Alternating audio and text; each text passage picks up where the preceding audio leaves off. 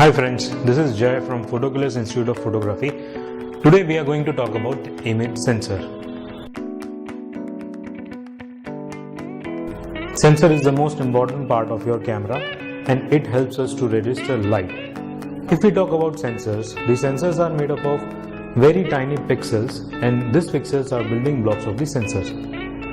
So now if we talk about the relationship between the megapixel of a camera and the image that we capture, then if a camera consists of 18 megapixels, it consists of 1 crore and 80 lakh pixels in its image.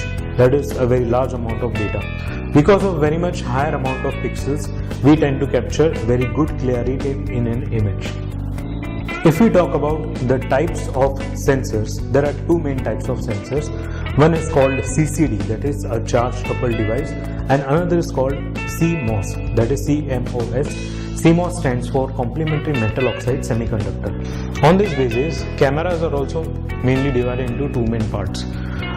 One part is called a full frame camera and the other is called a crop factor camera. The camera is stated as a full frame camera if that camera image sensor is the size of 36 mm by 24 mm. The 36 by 24 mm is a very standard dimension that was being used while we were using a roll film. The same size of the sensor in a camera is called a full frame camera. Any camera that is having a sensor size that is lesser than this size, that is 36 by 24, is called a crop factor.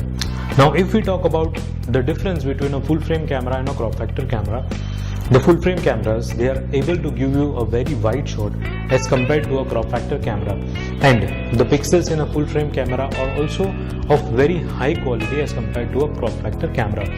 So the image quality of a full frame camera is but obviously a very good and very high in quality than a crop factor camera. Crop factor camera are also been able to produce reasonably very good quality of images and videos. So guys, if you are planning to buy a camera for a professional use, I would suggest that you go for a full frame camera. And if you are going to buy a camera as a hobbyist or as an amateur, or if you want to explore this field of photography, I would suggest you go for a crop factor camera.